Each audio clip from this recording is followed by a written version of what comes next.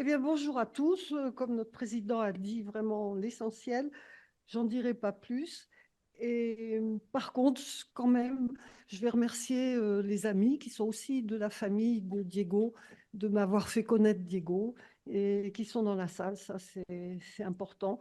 Et c'est important de noter que c'est en fait grâce à toute une chaîne de relations humaines que cette conférence peut se passer aujourd'hui et que Diego est là. Alors, né à Paris en 1983, Diego vit aujourd'hui à Rabat, où il est conseiller à l'ambassade de l'ordre souverain de Malte, près du Royaume du Maroc. Il est polyglotte. C'est un citoyen du monde hyperactif, il me semble. Vous allez en juger par vous-même dans ce que je vais dire maintenant. Et hyperactif dans le bon sens du terme. Sciences Po Paris, Université de Cambridge, de Bologne, la Fondation Clinton à New York, l'Espagne avec Amovens, plateforme de covoiturage, qui a été rachetée, et Scandinavie avec Gaumont, où il est toujours impliqué. Il a une plateforme, il a une expérience assez importante de plateforme de partage et de consommation collaborative. SpaceBee, espace professionnel, Ponteros, restauration d'immeubles anciens, Balanceworth, investissement dans des entreprises sociales, United Way España. Il siège au conseil consultatif de la Fondation Instituto Hermes, dédiée à la défense des droits digitaux des citoyens. Ce qui nous met d'emblée les deux pieds ailleurs que dans le même sabot, peut-être. Il publie dans El País. Dans son livre, l'introduction évoque une pratique de la magie et de l'illusionnisme dans sa jeunesse, qui apparemment l'aurait peut-être inspiré dans son parcours, inspiré surtout son esprit critique. Il nous amène dans l'introduction de son livre, la table de presse est là, vous pouvez l'acheter, directement dans toutes les disciplines, philo, neurosciences, sciences sociales. Et puis alors là, vraiment très vite, on va dans la politique. Et tout ça, pourquoi? Pour mieux comprendre la technologie et ses mécanismes inquiétants. Donc, je crois que j'ai tout dit. La présidence m'avait recommandé de faire court. Donc, sur la table de presse, vous trouverez une petite fiche. C'est ce qui a inspiré le porteur de projet, la porteuse, que je suis, de le faire venir. Voilà, et il y a quelques références bibliographiques de ma propre bibliothèque, et puis un petit clin d'œil à un journaliste qui se produit sur France Culture 3 minutes régulièrement pour une émission qui s'appelle Un monde connecté.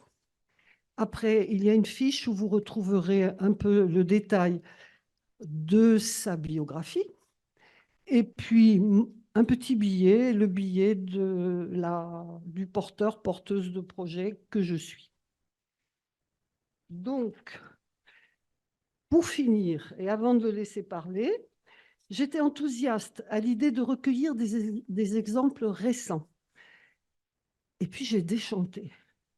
Je me suis trouvée dépassée par le nombre d'exemples sur la technologie qui me sidérait. Alors, je vais en retenir un que je vous livre comme ça, que j'ai glané sur France Culture avec François Saltienne. Une poussette connectée pour seconder les parents épuisés, voire inaptes à prendre soin correctement de leur progéniture.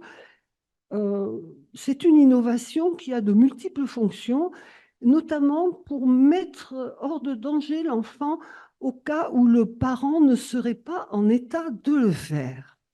Bon, je vous laisse juger, peut-être que ça fera l'objet d'une question. Alors, Diego, ici présent, je le remercie vraiment chaleureusement, hein. Il vit à Rabat, donc voilà, c'est pas très loin, mais c'est pas tout près non plus.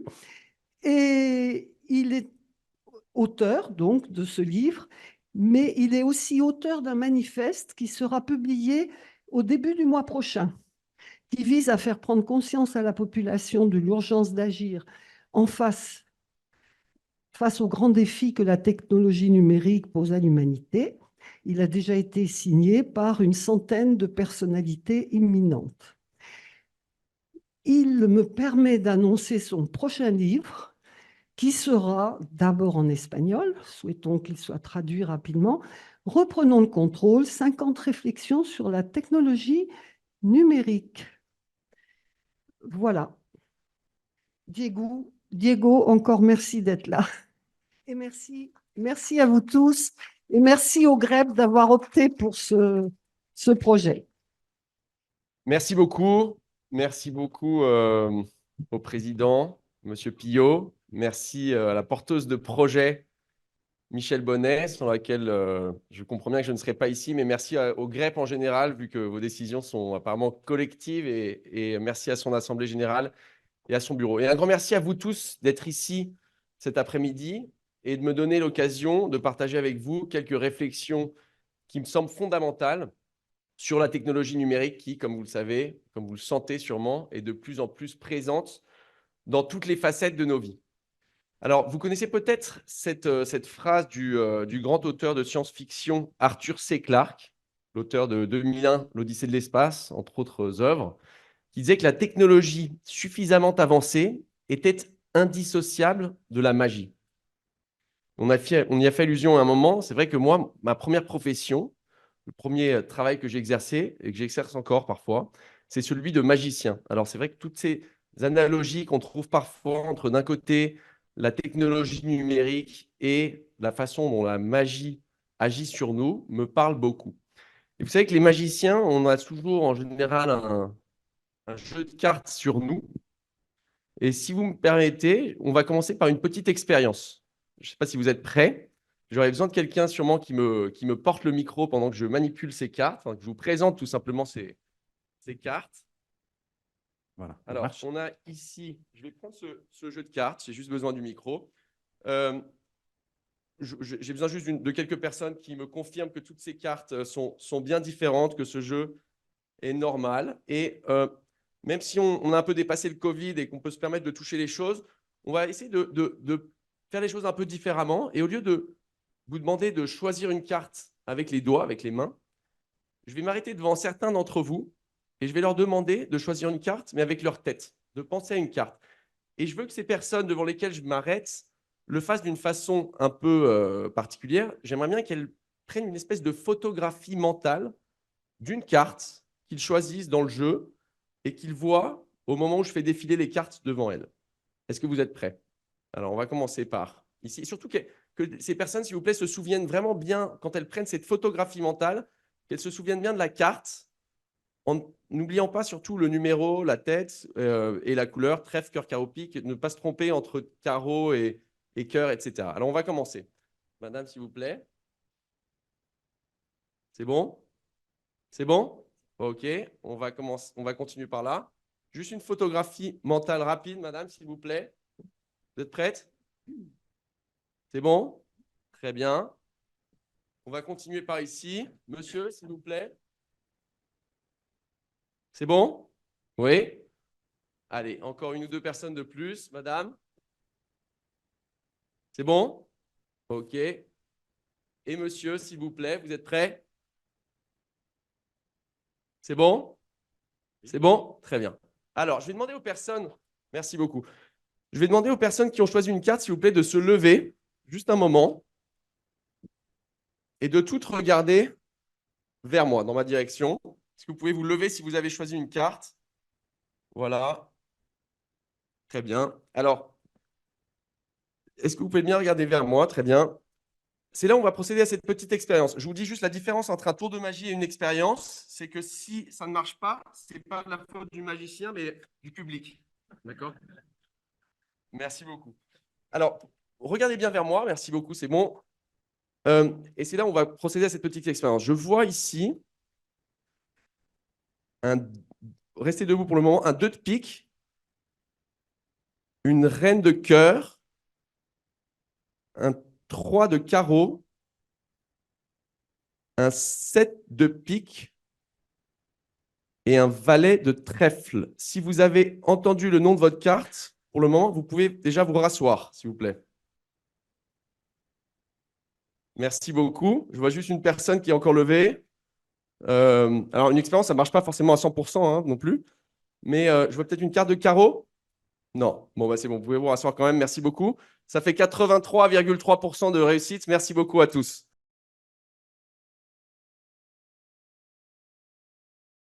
Alors, mesdames et messieurs, d'une certaine façon, je viens de prendre le contrôle de vous, de certains d'entre vous. Et vous savez que les magiciens, souvent, on agit en prenant le contrôle de nos spectateurs sans qu'ils en soient forcément conscients. Même si on a des secrets qu'on ne peut pas raconter, on a plusieurs façons, on a recours à plusieurs techniques pour faire cela. Vous savez sans doute que une des techniques, c'est que nous prenons souvent l'attention, le contrôle de l'attention de notre public. Et en faisant en sorte qu'ils fixent leur attention, par exemple, sur un point en particulier, le tour est en fait en train de s'opérer ailleurs, là où les gens ne sont pas en train de regarder. Et ça me parle beaucoup quand nous parlons de numérique et de technologie, parce que vous savez qu'une grande partie de la technologie, de l'industrie numérique repose sur ce qu'on appelle l'économie de l'attention. Cette économie, où les plateformes, les applications qu'on utilise opèrent de la façon suivante, elles captent notre attention afin de la monétiser et de nous opérer justement là où nous ne sommes pas en train de regarder. Mais il y a une autre façon dont nous travaillons, dont nous opérons les magiciens, qui est que nous prenons souvent, sans qu'ils le sachent, le contrôle des décisions de notre public. Et alors que celui-ci croit qu'il est en train de prendre une décision de façon libre, c'est en fait le magicien lui-même qui conditionne ses choix, voire qui détermine ses choix. Et ça, souvent, ça nous donne une longueur d'avance sur lui. Ça peut donner l'illusion que nous sommes en train de lire sur ses pensées, et ça nous donne un énorme pouvoir sur notre public. Et je pense que nous allons le voir plus tard dans les quelques minutes à venir. La technologie numérique fonctionne d'une façon souvent similaire sur le public en général. Mais il y a aussi de grandes différences entre la façon dont la technologie et la magie agissent sur nous. Une d'entre elles, c'est que quand vous assistez à un spectacle de magie, c'est une sorte de parenthèse dans vos vies, qui a un début, qui a une fin, auquel on va en général pour le plaisir, pour ainsi dire, de se laisser berner. Et les décisions que nous prenons, les cartes que vous avez choisies à l'instant, n'ont pas vraiment d'impact sur le reste de nos vies. Tandis que quand nous sommes sous l'influence du numérique, on l'est en général pendant la plupart de notre vie, et les décisions que nous prenons peuvent avoir un impact dans nos existences. Et l'autre point, l'autre différence, je dirais, c'est que au lieu d'être face à un pauvre magicien, à un individu d'une puissance limitée, c'est comme vous dites, quand on est face à la technologie, c'est souvent, certaines applications, comme si on était face à des dizaines de milliers d'ingénieurs et de cerveaux parmi les plus brillants de la planète, qui sont soutenus par des moyens financiers absolument colossaux et qui bénéficient également des dernières avancées dans les neurosciences, ces sciences qui sont capables de décrypter de plus en plus la façon dont fonctionne notre cerveau. Alors, est-ce que les propos, les réflexions que je vais tenir avec vous aujourd'hui, les questions que je vais poser et partager avec vous, sont technophobes? Est-ce qu'elles relèvent de la peur ou du rejet total de la technologie? Je vous le dis déjà, non. Moi-même, à la base, je suis entrepreneur et j'ai utilisé la technologie pour monter des entreprises que je considère utiles. Je ne fais pas partie de cette caste de repentis qui travaillent chez Facebook ou dans d'autres grandes entreprises et qui d'un seul coup se disent « Mon Dieu, qu'est-ce que j'ai fait ?» Je vais essayer de faire tout le contraire. Je continue à penser que la technologie peut être utilisée à des fins utiles aussi bien pour les individus que pour la société en général. Mais c'est vrai qu'avec les réflexions que je vais vous livrer et que je livre dans mon livre Anesthésié, je veux véritablement tirer la sonnette d'alarme sur un modèle de technologie qui, à mon avis, présente une énorme menace pour la liberté humaine, pour ne pas dire une véritable attaque sur notre condition humaine. Et je dénonce un manque d'alignement, on pourrait dire, entre le paradigme qui domine, on pourrait dire actuellement, l'industrie technologique et les intérêts les plus profonds de l'humain. Je pense que la technologie, et quand je dis la technologie, c'est une grande partie de la technologie que nous utilisons et qui nous est servie aujourd'hui, risque de prendre voire est en train de prendre le contrôle de nous. Est-ce que cela semble trop alarmiste de dire ça? Si on y pense, déjà, elle prend le contrôle d'une grande partie de notre temps, en nous dictant pendant une grande partie de notre journée ce que nous faisons et ce à quoi nous employons notre temps. Elle prend le contrôle d'une grande partie de notre attention, on l'a vu, en nous dictant ce à quoi on pense et souvent comment on pense. Et elle prend le contrôle, souvent, comme on l'a déjà vu aussi, de nos décisions, petites et grandes. Et cela, en nous connaissant de mieux en mieux, fondée notamment sur la quantité absolument abyssale de données dont elle dispose sur chacun d'entre nous, qui permet de nous connaître très bien et de façon presque en temps réel, et notamment de cartographier notre cerveau, nos émotions du moment. Et cela lui permet de détecter notamment ce qu'on appelle ces biais cognitifs, ces espèces de portes dérobées que chacun d'entre nous avons dans notre cerveau. Et aussi rationnels que nous puissions être, aussi intelligents que nous puissions être, on a tous ces espèces de petites failles de la rationalité qui, si on sait où elles se trouvent, si on arrive à les identifier, cela donne le pouvoir à quelqu'un, à une plateforme, à une entreprise, de contourner cette couche rationnelle qui nous permet d'émettre, d'exercer notre discernement, notre jugement, pour accéder directement à notre être le plus impulsif, le plus reptilien. Et quand on y pense, ces trois choses que je viens de citer, notre temps, notre attention, nos décisions, je pense qu'elles constituent en grande partie ce que nous sommes, chacun d'entre nous, notre personnalité, notre individualité. Et je pense qu'une entité ou une plateforme qui prend le contrôle de ces trois choses prend le contrôle d'une grande partie, au fond, de ce que nous sommes. Alors, plutôt que, donc dans mon livre Anesthésié, si jamais vous êtes intéressé, vous verrez qu'il y a 10 chapitres. Je ne vais bien sûr pas aborder les 10 problématiques une à une que j'aborde dans ce livre, mais je vais choisir 3 problématiques un peu transversales, 3 idées un peu transversales qui, j'espère, vous donneront l'idée d'approfondir un peu cette réflexion. Et la première, qui sert un peu de toile de fond au reste de notre réflexion, et c'est pour ça que je commence par celle-ci, c'est que la technologie est de plus en plus invasive. Et quand je dis qu'elle est de plus en plus invasive, c'est que cela a pour effet notamment de faire en sorte que nous perdions le contrôle que nous avons et que nous souhaitons consciemment maintenir avec elle. Si vous vous rendez compte, dans vos dispositifs, dans les dispositifs qu'on avait jusqu'à il n'y a pas si longtemps, jusqu'à une quinzaine d'années, il y avait un petit bouton qui nous donnait au fond un pouvoir extraordinaire dans notre relation avec la technologie. Et ce bouton, ou extraordinaire, ou en tout cas normal, ce bouton, c'était le bouton off. Ce bouton a disparu ou est tombé en désuétude complète dans la plupart de nos dispositifs que nous ne savons plus éteindre. Et pour aller un peu plus loin, dans Anesthésié, je développe un petit modèle, une petite théorie que j'appelle celle des 3 âges de la technologie numérique. Alors, qu'est-ce que sont ces 3 âges de la technologie numérique? Pour cela, je me fonde sur une analogie très simple avec les 3 états de la matière, l'état solide, l'état liquide et l'état gazeux.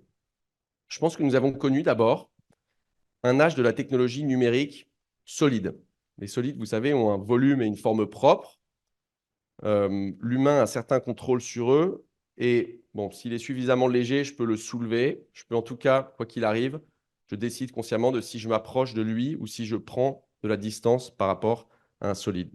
Si on continue un peu la métaphore, si vous pensez au fait d'ingérer des solides, de manger, c'est un acte qui se reproduit 3, 4 fois par jour en général, et c'est un acte, la plupart du temps, conscient.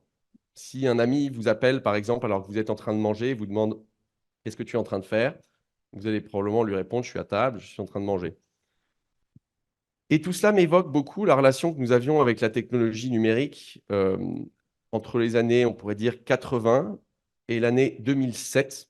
Après, j'expliquerai pourquoi ce choix de date un peu arbitraire, où le paradigme, pourrait-on dire, du dispositif technologique que nous utilisions était l'ordinateur personnel. On allumait quand on décidait de s'en servir, souvent avec une utilisation prédéfinie, qui définissait, lorsqu'on l'utilisait, le moment dans lequel nous nous trouvions. Et quand cet usage avait été terminé, souvent, nous l'éteignions et nous passions à autre chose. Si un ami nous appelait alors qu'on était en train d'utiliser cet ordinateur, on disait probablement à la question, pour répondre à la question « Qu'est-ce que tu es en train de faire ?» Je suis en train d'utiliser mon ordinateur. On faisait référence à l'activité qu'on était en train de mener à bien avec cet ordinateur. Et autour de l'année 2007, que j'ai choisi parce que c'est l'année où sort le premier iPhone, on observe comment se produit une espèce de processus de fusion et de virage vers une technologie que j'appelle plus liquide. Les liquides ont toujours, vous le savez, une forme propre, mais plus un volume propre, mais pas une forme propre, pardon. On peut toujours, d'une certaine manière, parfois les contrôler, les embouteiller, les encapsuler. Mais si je verse un liquide sur une superficie, celui-ci s'éparpille sans que je puisse contrôler son périmètre et le contrôler autant. Si on pense au fait de boire, c'est un acte qui se reproduit beaucoup plus de fois par jour, bien sûr, que de manger et qui définit beaucoup moins le moment dans lequel nous nous trouvons. Et je pense qu'on peut faire une analogie assez légitime entre notre relation à la technologie, entre ce principe que je viens de décrire et notre relation à la technologie liquide dominée par le smartphone, qui s'est imposé comme dispositif principal par lequel nous sommes liés à la technologie depuis, cela fait une quinzaine d'années. Ce smartphone qu'on utilise, quand je dis nous, c'est un nous collectif, qu'on utilise selon les études et selon les pays, mais de l'ordre de 150, 200 fois par jour. Certaines de ces utilisations sont le résultat d'une volonté, d'une action consciente, mais bien souvent, c'est le smartphone qui vient vers nous davantage que le contraire. Et en tout cas, entre ces 200 utilisations par jour ou plus, comme le disent certaines statistiques, un grand nombre de ces utilisations sont assez incontrôlées. À l'époque où nous nous trouvons, autour de 2023, 2024, 2025, je pense qu'on est en train d'observer une espèce de phénomène d'évaporation de la technologie numérique. Les gaz n'ont ni volume ni forme propre. Ils nous entourent sans que nous en soyons nécessairement conscients. En général, ils n'ont pas de couleur, ils sont invisibles, et néanmoins, nous les respirons de façon constante. Et cela m'évoque énormément le rapport que nous commençons, nous pourrions avoir avec les technologies, avec toute cette myriade d'objets connectés de plus en plus réduits et petits, de telle manière que souvent, ils soient même plus observables à l'œil nu. Ces dispositifs qui peuvent connecter comme une enceinte connectée, qui peuvent connecter une salle entière ou une maison entière sans que nous en soyons nécessairement conscients et qui néanmoins la connectent. Cette technologie qu'on appelle wearable, qui peut se porter comme ces montres connectées ou ces objets auxquels on est connecté de façon absolument permanente sans nécessairement nous en rendre compte, et peut-être bientôt cette technologie implantable qu'on nous promet et qui aurait vocation à s'insérer dans nos propres corps. Bien, donc voici pour cette première réflexion, ce modèle des 3 âges de la technologie numérique. Et si j'ai commencé par ça, c'est parce que je pense qu'un certain nombre des problèmes que nous pourrons commenter ensuite ne seraient pas réellement des problèmes, si nous étions dans une relation toujours consciente avec la technologie numérique et que nous décidions par nous-mêmes de la relation, du degré de relation, du type d'utilisation que nous voudrions faire à divers moments de notre existence. La deuxième idée que je voulais évoquer avec vous, pour qualifier un peu le type de technologie, mais aussi l'idéologie et les idées qui tournent autour de la digitalisation aujourd'hui, et c'est que la technologie est de plus en plus, on pourrait dire, totalisante. Et je veux dire par là qu'elle offre des solutions de plus en plus totales à nos existences, et on pourrait dire qu'elle est solutionniste, c'est-à-dire qu'elle se présente comme ayant une solution pour tous nos problèmes. Une espèce de toute-puissance qui pourrait résoudre tous nos problèmes, non plus seulement nos problèmes pratiques, nos problèmes entrepreneuriaux, mais nos problèmes personnels, nos problèmes économiques, nos problèmes sociaux, nos problèmes politiques, nos problèmes environnementaux. Même parfois, dans certains cas, elle se présente comme ayant une solution à nos problèmes moraux. Et face à cette idée, selon laquelle elle serait toute puissante et elle aurait une solution à tous nos problèmes, je pense que la première conséquence, c'est qu'il se produit une espèce de spirale de délégation, à titre notamment personnel, dans laquelle nous externalisons à la machine, à la technologie, de plus en plus de facettes de nos existences, de plus en plus de fonctions, notamment cognitives, qu'auparavant nous exercions par nous-mêmes. Et avec cette externalisation, se produit d'abord un phénomène, on pourrait dire, de dépendance, voire de désapprentissage Je pense par exemple là à des fonctions comme la mémoire. Je ne sais pas combien d'entre vous se souviennent de beaucoup de numéros de téléphone par cœur, mais les statistiques montrent qu'il y a une quinzaine, une vingtaine d'années, nous en connaissions quelques dizaines et qu'aujourd'hui, selon une étude assez récente que j'ai lue aux États-Unis, plus de la moitié des personnes ne connaissent pas celle de leur conjoint. On peut penser également à l'orientation ou à d'autres fonctions comme ça précises que nous avons progressivement déléguées à la machine. Il y avait un ami de Steve Jobs, un grand entrepreneur aussi, qui s'appelait Doc Tompkins, qui est décédé il y a quelques années, qui reprochait à Jobs, en se référant à l'iPhone, d'avoir créé de véritables de-skilling devices, des machines à désapprendre. Et c'est un peu ce que je suis en train d'illustrer là. Mais au-delà d'abord de ces fonctions précises que je viens de citer, on pourrait se demander s'il n'y a pas une délégation de plus en plus totale de notre façon de penser. Et il y a un historien des sciences, George Dyson, britannique, qui se demandait si le prix que nous sommes en train de payer en tant que société pour ces machines qui pensent ne serait pas le fait que les personnes cessent de penser.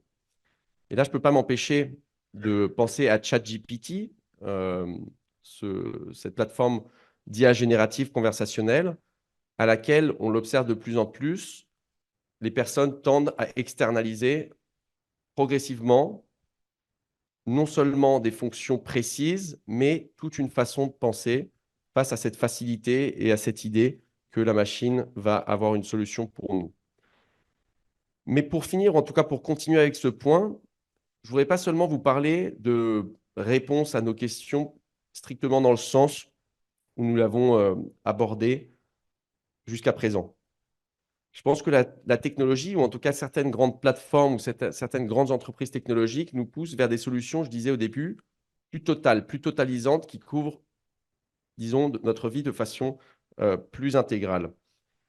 Et je voulais vous citer un exemple concret, qui est celui d'une campagne de Google qui m'avait frappé et qui, parfois, je crois qu'elle est peut-être même encore en train d'être publiée dans certains médias ou sur Internet. Et dans cette campagne que j'ai vue au départ dans le métro, je me souviens, à Paris, on voyait le moteur de recherche de Google et dans la case de recherche, on voyait des questions, pardon, que Google nous invitait à poser. Parce que si Google fait de la publicité, bien sûr, ce n'est pas une question de notoriété dans un marché où elle possède à peu près 98-99% de parts de marché. Mais je pense que tout le monde connaît Google. Donc, cela peut frapper quand on voit une publicité d'une entreprise qui n'a pas besoin de donner à connaître son service en plus le plus connu. Et on peut toujours se demander pourquoi elle nous invite à poser concrètement les questions qu'elle mettait en avant. Et la première question que j'ai vue, c'était que faire avec ses enfants à Paris? Après, j'ai poussé un peu plus loin et quand j'ai vu d'autres exemples de cette même campagne, je crois qu'il y en avait une qui disait comment changer de vie. J'en ai vu une autre où il y avait marqué comment être un meilleur papa. Et mon interprétation de ces campagnes, en l'occurrence de Google, on aurait pu citer d'autres exemples, c'est que Google nous pousse justement à lui poser non seulement plus des questions pratiques, non seulement par exemple en ayant décidé par exemple avant de savoir ce qu'on allait faire avec ses enfants à Paris, tiens, je vais emmener mes enfants à la patinoire ou je vais aller au musée d'histoire naturelle et ensuite éventuellement d'aller sur Google pour trouver des informations pratiques, les horaires d'ouverture, etc. Mais là, Google veut que dès le départ, nous déléguions à sa plateforme ces questions plus fondamentales. Et je pense que là, ça peut paraître un exemple peut-être pas trivial, mais on se dit, bon, ça peut avoir un impact sur une après-midi de nos vies. Mais je pense que tout ça finit par faire système et à la fin, le risque, pardon, c'est que des algorithmes dictent des décisions de plus en plus fondamentales de nos vies et qui ne sont pas en plus toujours alignés avec nos propres intérêts. Souvent, on se demande si vraiment quel est l'impact des plateformes. Les personnes se demandent si, quand je dis que les plateformes ont le pouvoir de les amener, de les mener par la main quelque part et de leur faire faire quelque chose, les personnes ont du mal à imaginer des exemples. Et là, j'ouvre une petite parenthèse parce que je m'adressais hier à un public d'enfants. Et pour leur illustrer ça, je leur parlais du jeu, vous en avez peut-être entendu parler, qui s'appelle Pokémon Go. C'est un jeu de réalité augmentée où avec un smartphone, on se balade dans la rue et on doit chasser virtuellement des Pokémon qui d'un seul coup apparaissent dans un espace déterminé. Et donc, on est mené, en fait, on est pris par la main presque par une plateforme qui nous mène vers ces endroits où se trouvent les Pokémon d'une façon assez subtile. Et si je pense à nouveau à cet exemple, euh, qui était sans doute parlant pour des enfants, en tout cas, j'imagine que peut-être pas beaucoup d'entre vous jouent habituellement les week-ends à Pokémon Go. Donc, veuillez m'excuser si ça vous parle un petit peu moins et si cette image m'est venue à l'esprit là. Mais je leur disais, c'est une plateforme qui a le pouvoir de vous mener physiquement dans un endroit plutôt qu'un autre. Et sachez par ailleurs que si vous arrivez, par exemple, chez Burger King ou dans un autre endroit parce qu'il y a un Pokémon, ce Pokémon, bien souvent, n'est pas là par hasard. Et en effet, il y a notamment, si je cite Burger King, un accord entre Nintendo et Burger King, en vertu duquel Burger King paye pour que des Pokémon se trouvent à l'intérieur de leur restaurant, de leurs établissements. Et ils savent qu'ils vont pouvoir convertir une partie de ces visites inopinées en vente. Donc ça, c'est pour illustrer que souvent, quand une plateforme nous mène par la main de façon parfois moins littérale que dans cette image que je viens d'utiliser, et qu'elle nous fait atterrir quelque part ou qu'elle nous fait prendre une décision plutôt qu'une autre, il y a des intérêts que nous ne voyons pas forcément et qui ont déterminé cette décision de nous mener quelque part. Et on pourrait finir ce point en disant qu'en plus, cette délégation devient souvent de plus en plus automatique et que, si on reprend l'exemple de Google, à travers des systèmes comme Google Now, Google nous dit ce que nous devons faire, par exemple, à quelle heure on doit partir de chez nous pour arriver à l'heure à un rendez-vous, sans que nous lui ayons posé la question. Et l'ancien président de Google a cet effet, qui s'appelle Eric Schmidt, est incroyable, je dois dire, par le nombre de phrases, on pourrait dire, utiles pour comprendre comment fonctionne et comment pense et les valeurs qui sont portées par l'industrie numérique. Il y en a une que j'ai retenue, où disait que les gens ne veulent plus que Google réponde à leurs questions, ils veulent que Google leur dicte la prochaine action qu'ils doivent faire. Donc cela donne, je pense, pour finir ce point, une petite idée de la conception que ces grandes plateformes et qu'une partie de l'industrie numérique, je dis bien une partie de l'industrie numérique, se fait de la liberté humaine. Voilà pour ce deuxième point. Et le troisième point que je voulais aborder avec vous a trait à l'efficience. Je pense que l'efficience, la recherche d'efficience, est un des principes essentiels qui gouvernent l'industrie technologique et des services qu'on nous propose qui ont vocation de rendre nos vies plus efficientes. Et la question que je voudrais aborder avec vous maintenant, c'est de savoir si poussée à son paroxysme, cette recherche d'efficience pourrait paradoxalement peut-être constituer une menace pour l'humain. Une façon de reformuler cette question, c'est se demander si dans un monde où la technologie ferait tout mieux que nous, ou en tout cas on nous promet que la technologie ferait tout mieux que nous, quelle place il resterait pour l'humain? Est-ce qu'il serait condamné à disparaître de la carte de par son inefficience, ou est-ce que peut-être on devrait refuser ce paradigme de l'efficience à tout prix? Et si je pose cette question, c'est que je pense que une grande partie de l'industrie technologique aujourd'hui, de façon parfois insidieuse et pas forcément explicite, mais cherche à nous persuader qu'au fond, nous ne sommes plus utiles, que si une machine peut faire les choses mieux que nous, nous devrions éventuellement plus le faire nous-mêmes. L'efficience, au fond, c'est ce principe selon lequel on est invité à optimiser les processus, que ce soit dans le monde professionnel ou ailleurs, et de plus en plus, je pense, dans nos vies privées également. Optimiser les processus pour éliminer, on pourrait dire, les imperfections. Et les imperfections notamment humaines, pour faire tout rentrer dans une espèce de moule digital, on pourrait dire. Et le problème, je pense, c'est notamment que l'être humain est bourré d'imperfections. Nous sommes des êtres très imparfaits. Le grand astrophysicien Stephen Hawking, dont vous vous souvenez peut-être, disait « Sans l'imperfection, ni vous ni moi n'existeriez ». Et je pense que en limant ces imperfections, et on va l'illustrer ensuite, on court le risque éventuellement de limer certains aspects qui nous rendent en fait humains, qui font que nous soyons humains.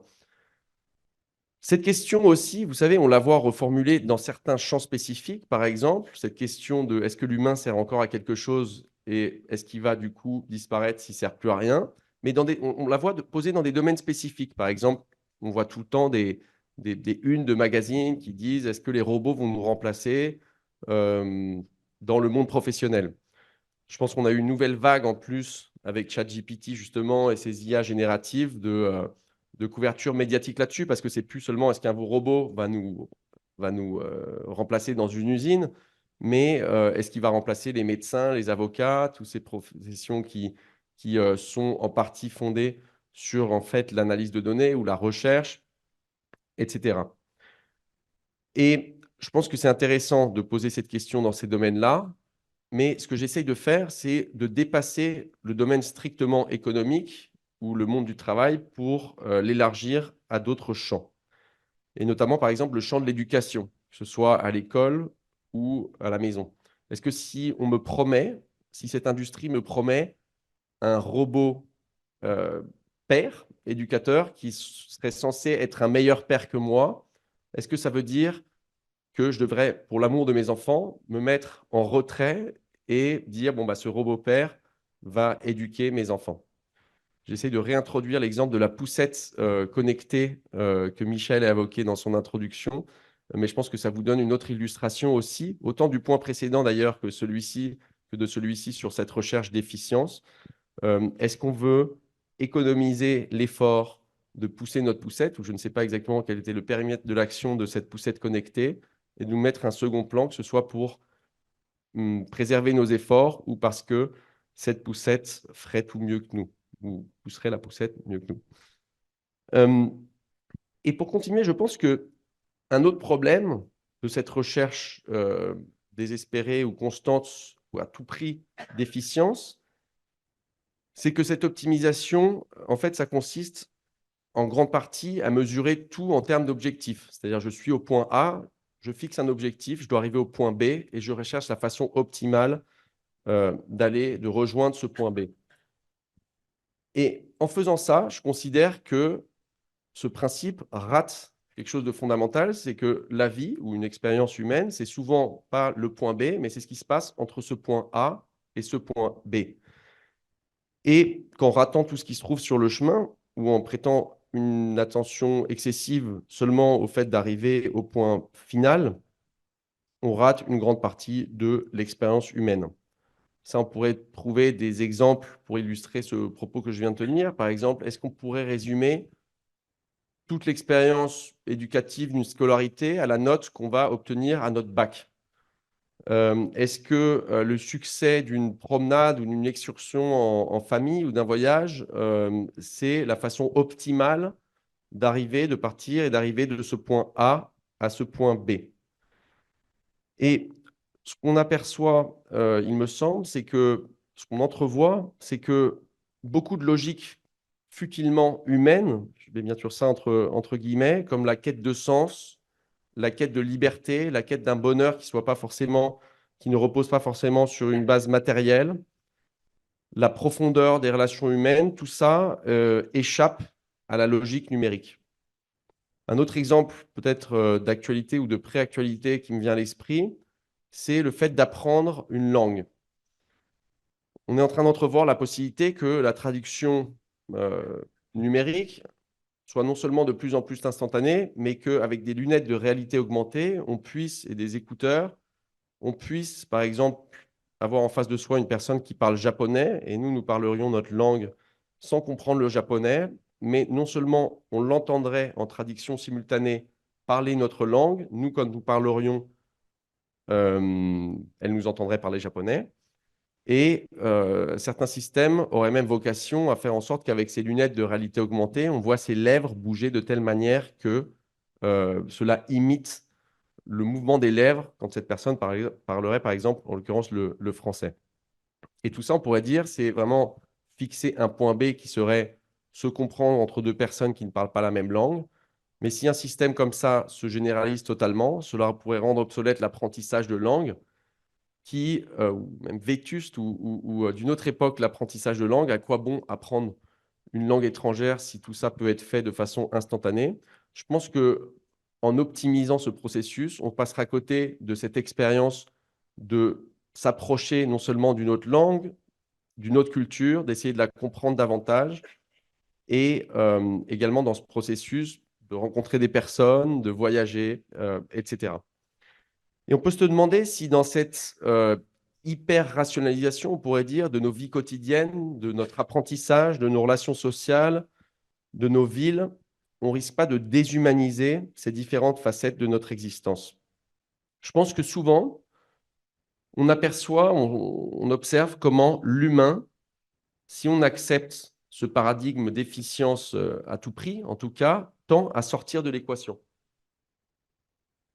Et là où souvent nous observons où nous avons encore des interactions humain-humain, progressivement, dans certains processus, on voit comme ce processus d'optimisation nous amène vers des interactions humain-machine et progressivement vers des interactions directement machine-machine dans lequel l'humain, en fait, s'est extrait de cette équation.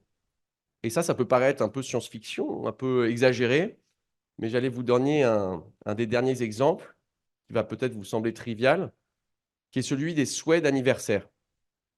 Les humains, notre espèce, nous aimons beaucoup nous souhaiter un joyeux anniversaire. Je pense que nous sommes les seuls à faire ça. Et comme tout, on le fait de façon imparfaite. On peut oublier la date d'anniversaire d'un proche ami. On peut lui souhaiter d'une façon qu'il n'aurait peut-être pas souhaité. On peut lui souhaiter la veille ou le lendemain. On peut lui faire un cadeau qui ne serait peut-être pas le cadeau parfait dont il aurait rêvé, etc. Et face à cela, la technologie nous promet, nous offre la possibilité de perfectionner, d'optimiser ces souhaits d'anniversaire. Et des plateformes comme Facebook, par exemple, commencent déjà par nous rappeler systématiquement l'anniversaire de nos proches si nous sommes connectés avec eux à travers cette plateforme.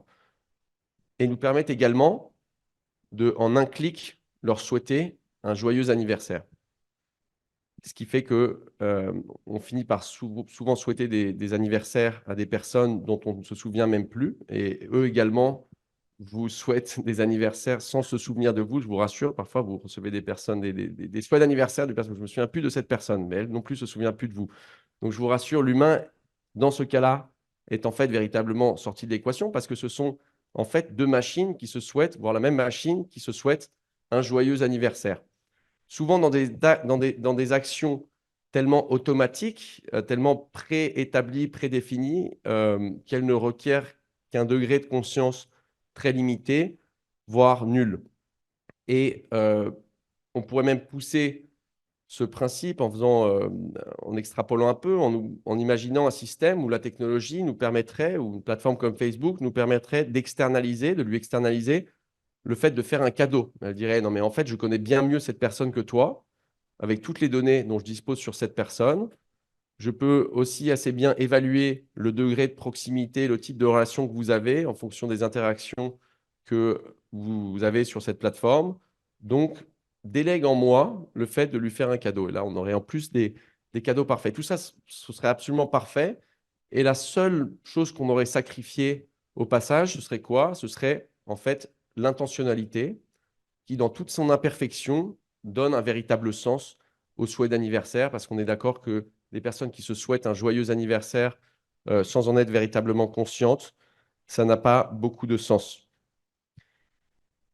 Et ce que je veux dire par là, c'est qu'à travers tous ces exemples, c'est que souvent on observe, je dirais, une inversion de la logique selon laquelle la technologie devrait nous servir. Et c'est un des messages principaux que je voudrais vous faire passer.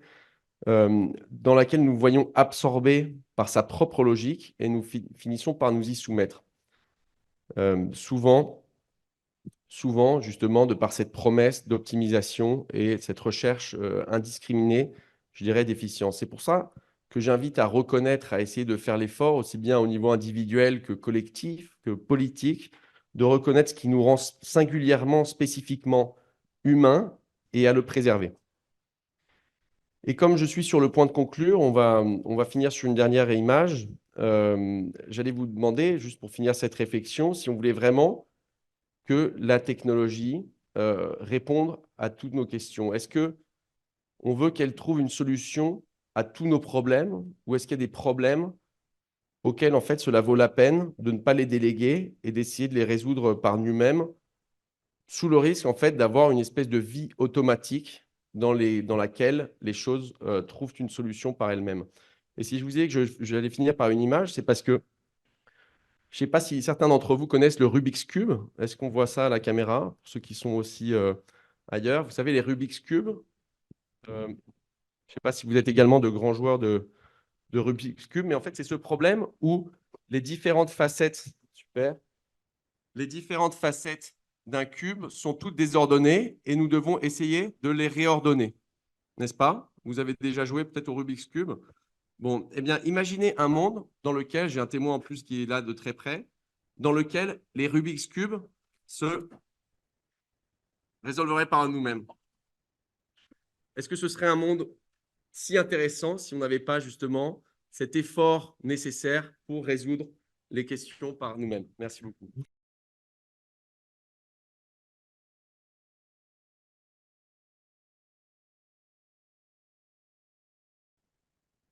Merci. Et pour conclure, juste une dernière idée, peut-être juste un dernier principe, c'est que souvent, on présente la technologie comme étant neutre. On dit au fond, la technologie, c'est neutre, ça dépend de ce quoi on va en faire, de ce qu'on va en faire.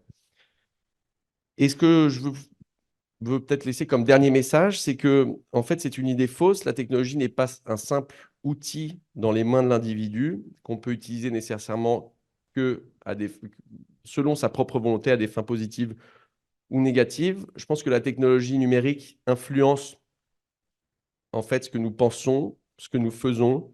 Et à la fin, elle finit par influencer ce que nous sommes. Elle est porteuse d'une culture qui nous dépasse. Peut-être pour finir par un dernier exemple, je pense qu'il serait faux de dire TikTok, ce n'est pas un problème en soi, ça dépend de ce qu'on en fait. Un adolescent de 13 ans n'est pas libre face à une plateforme comme TikTok, qui a des moyens infiniment supérieurs à ceux dont il est susceptible de percevoir lui-même pour avoir une relation entièrement libre face à elle. Et avec le changement climatique, je suis convaincu que notre relation à la technologie constitue le défi majeur face auquel notre humanité va se trouver ou se trouve déjà, auquel elle fait face et qu'elle va devoir véritablement aborder si elle veut persister en tant qu'espèce libre. Et je ne vous parle pas des 20 ou 30 dernières années, je vous parle de maintenant et des 3, 4, 5 prochaines années. Merci beaucoup.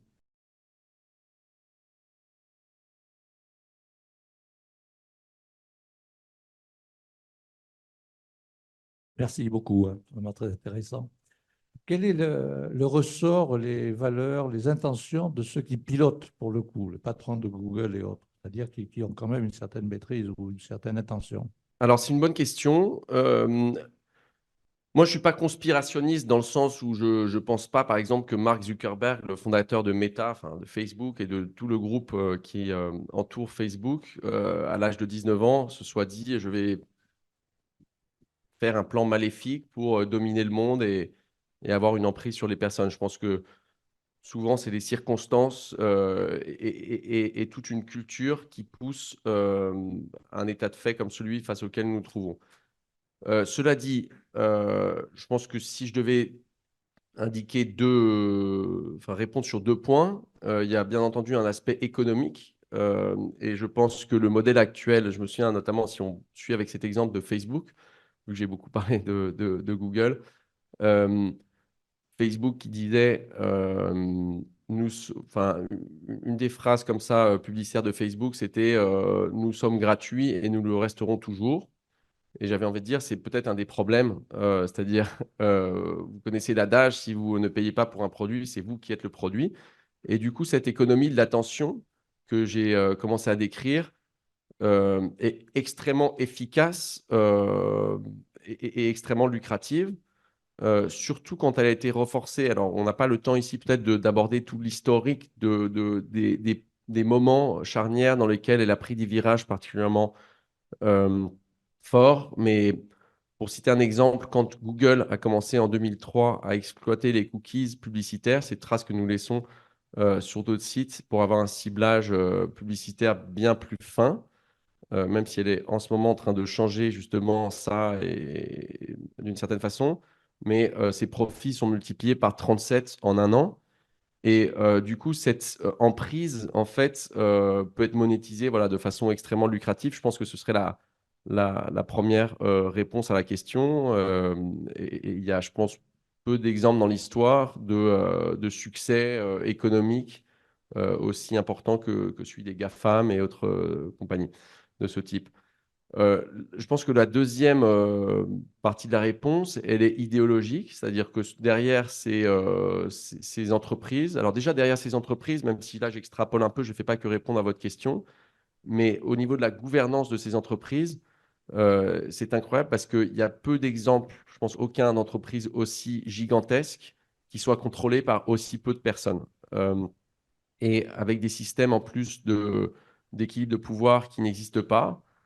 Euh, je continue avec Facebook. Dans une entreprise comme Facebook, euh, Mark Zuckerberg, en l'occurrence, a à peu près 25% du capital, 20 et quelques pourcents du capital, mais il dispose de 60% des droits de vote. Il y a des systèmes, en fait, pour blinder la position de vote au conseil d'administration des fondateurs ou de certaines personnes, ce qui fait que ce sont des entreprises qui sont de véritables monarchies ou de biarchies dans certains cas, comme Google. Et souvent, ces entreprises, elles portent un projet non seulement, enfin, ces personnes sont souvent, se sentent investies souvent d'une vision, parfois même presque messianique, ou en tout cas portent une idéologie très concrète.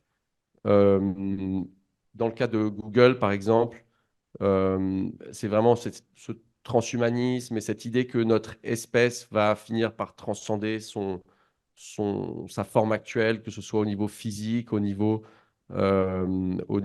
cognitif. Cette idée qu'on va changer l'homme et qu'on a le droit, disons, de changer, d'intervenir dans la nature humaine justement pour en faire une espèce de surhomme. Je pense que c'est un des projets les plus phares que porte Google. Et donc, c'est vraiment, je pense, aussi cette idéologie qu'ils essayent de promouvoir de façon parfois assez subtile et discrète. Oui, moi, personnellement, je voulais vous demander que faire? C'est une question toute simple, parce qu'en fait, vous avez esquissé tous les dangers, je crois que tout le monde ici est conscient de tous les risques de la technologie numérique, mais il y a quand même des aspects positifs. Euh, je crois que cette réunion, enfin, il y a sûrement beaucoup de gens qui l'ont apprise par Internet, enfin, donc, euh, comment faire? Oui. Alors en fait, il y a deux aspects à votre question parce qu'il y a déjà, j'ai été trop, enfin, je n'ai pas du tout pris comme un reproche, mais disons là, j'ai insisté sur les aspects les plus négatifs alors que la technologie permet de faire des choses très positives. Et la deuxième, quelles sont les solutions par rapport aux aspects les plus négatifs peut-être que j'ai évoqués.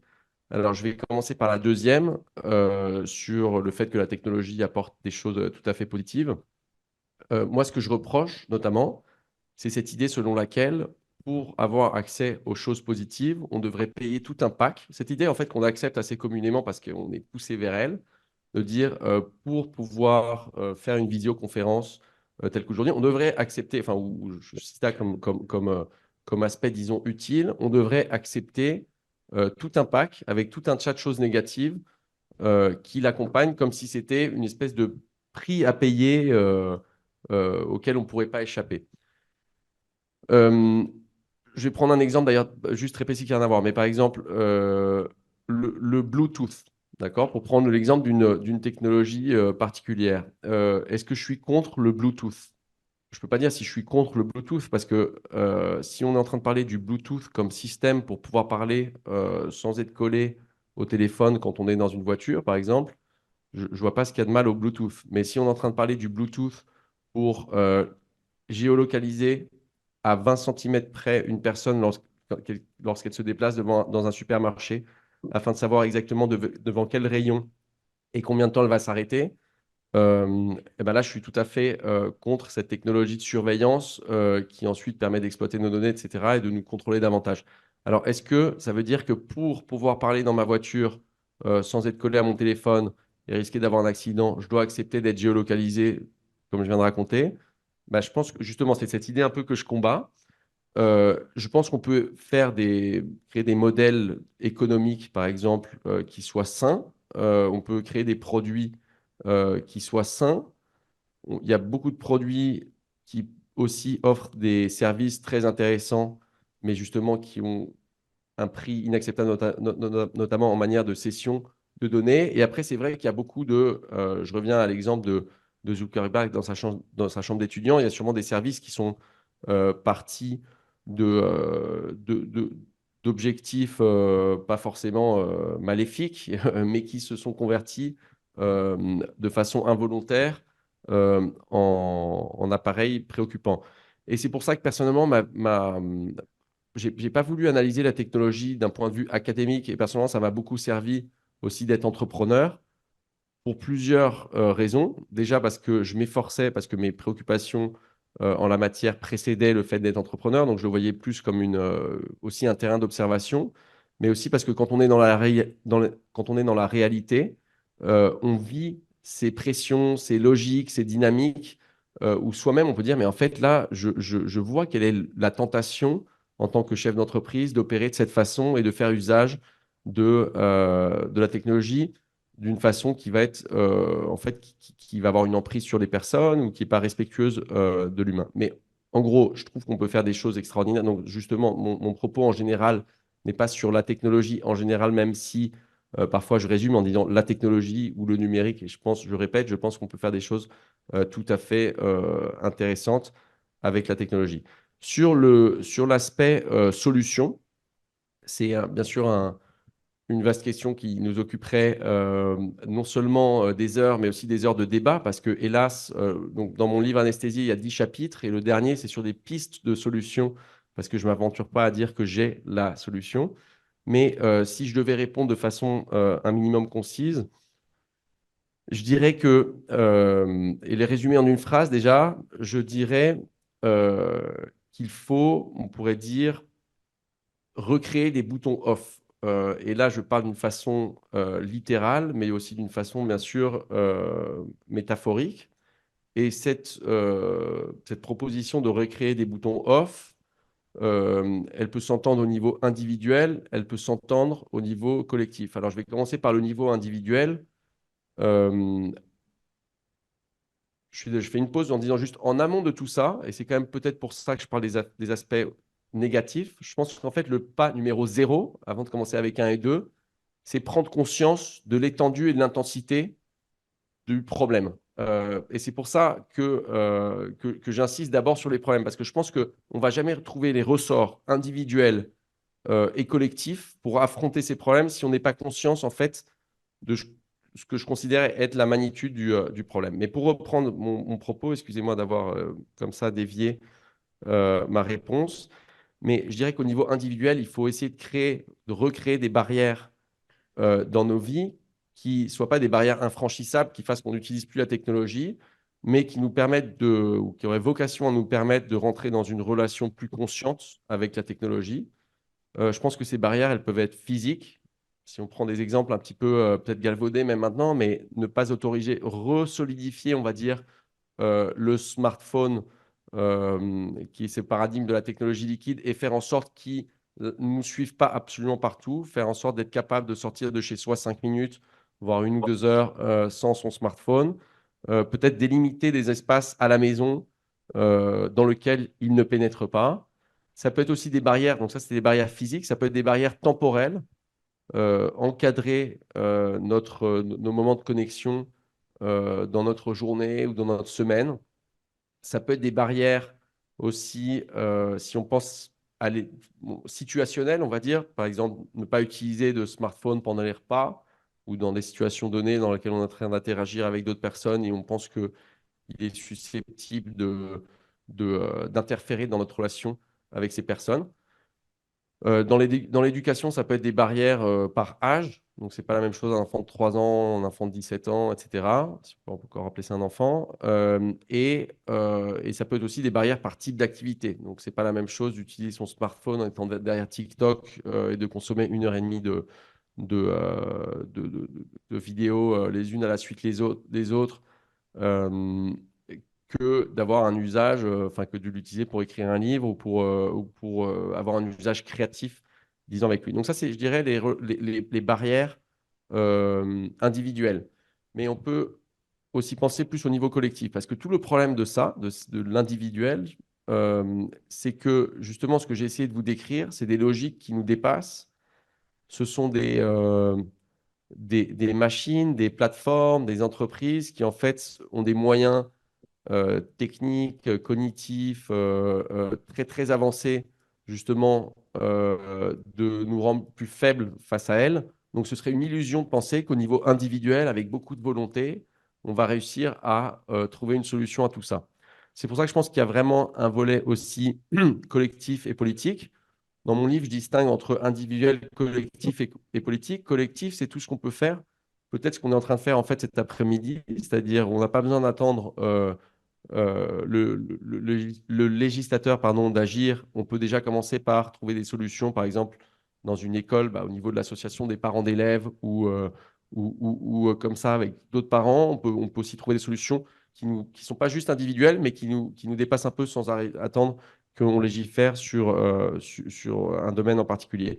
Mais si on pense aux politiques et au fait de recréer des boutons off, je pense qu'il y a deux aspects parmi tant d'autres que j'aurais pu aborder. Le premier, je dirais qu'il est dans la conception de la technologie, c'est-à-dire il y a des technologies qui sont directement, de par leur design, leur conception, qui sont liberticides ou qui sont conçues pour voler notre temps au-delà de notre propre volonté. Un exemple simple, c'est le autoplay, c'est-à-dire la fonctionnalité autoplay. Une vidéo se reproduit après celle qu'on avait choisi de visualiser. Donc en fait, ça nous invite, et des moyens en plus très puissants sont mis en place au niveau du design, etc., pour nous faire consommer davantage de temps de vidéo que celui que nous avions choisi. Euh, Ça pourrait être quelque chose qu'on pourrait réguler, voire interdire. Et on pourrait dire, est-ce que c'est pas un peu trop d'interdire quelque chose comme ça? Moi, j'avoue que j'ai changé d'avis au cours des dernières années parce que si on est libéral dans le sens où, pas au sens purement libéral comme on entend en général du terme, mais je veux dire, si on pense que la liberté, c'est une des valeurs importantes qu'un système politique doit promouvoir et doit garantir, mais en fait, s'il y a des choses qui sont liberticides, même si au départ, ça peut paraître un peu choquant de dire, non, mais est-ce que l'État doit vraiment intervenir dans la conception de quelque chose comme autoplay pour suivre l'exemple que je viens de vous donner? Mais si c'est quelque chose qui a un impact collectif absolument ahurissant et qui est avéré, de façon avérée, vole notre liberté, je pense qu'en fait, c'est pas excessif de vouloir réguler, voire interdire quelque chose comme ça. Et pour finir cette réponse, c'est pas seulement dans la conception, mais aussi c'est dans les modèles d'affaires, dans la façon, la régulation, dans la façon dont les entreprises gagnent de l'argent par rapport à nos consommations d'un service. Et ce qu'on a vu en place, enfin ce qu'on a vu émerger au cours des 15 dernières années, c'est ce que on appelle le capitalisme de surveillance, c'est-à-dire ce modèle qui est vraiment directement fondé sur, enfin qui a trouvé comme façon la plus intéressante de monétiser, de tirer des revenus de notre consommation d'un service, le fait de recueillir nos données et de les exploiter. Et en nous connaissant de mieux en mieux, comme j'ai essayé de décrire à un certain moment de cette conférence, en nous connaissant de mieux en mieux, pouvoir nous influencer de la façon la plus efficace et la plus lucrative, je pense que, en fait, s'il s'agit de nous connaître mieux pour ensuite vendre, et c'est ça, en fait, c'est vendre des petits bouts de notre liberté. Il y a un marché qui s'est institué au cours des 15 dernières années dans lequel s'achètent et se vendent des petits bouts de notre liberté, de la liberté humaine. Et ça, il y a une professeure de la Harvard Business School qui est peut-être le temple mondial des affaires, c'est pas l'académie bolchevique de Moscou. Euh, Cette professeure, Shoshana Zuboff, qui a écrit ce livre qui s'appelle Le capitalisme de surveillance, dit c'est pas qu'il faut réguler ça, c'est qu'il faut interdire ce marché. Et ça, on pourrait dire, mais attendez, c'est un peu radical, interdire ce marché sur lequel repose. Et en fait, elle dit, non, mais c'est pas comme s'il n'y avait pas de précédent. C'est-à-dire, il y a des choses, si on considère qu'elles font partie de la dignité humaine, il y a déjà des marchés qu'on a interdits. On n'a pas le droit d'acheter et vendre des personnes, par exemple. on n'a pas le droit d'acheter et vendre des organes. Alors, ce n'est pas parce que le marché des organes humains serait devenu tellement important qu'on dit on ne va quand même pas interdire la vente ou l'achat d'organes.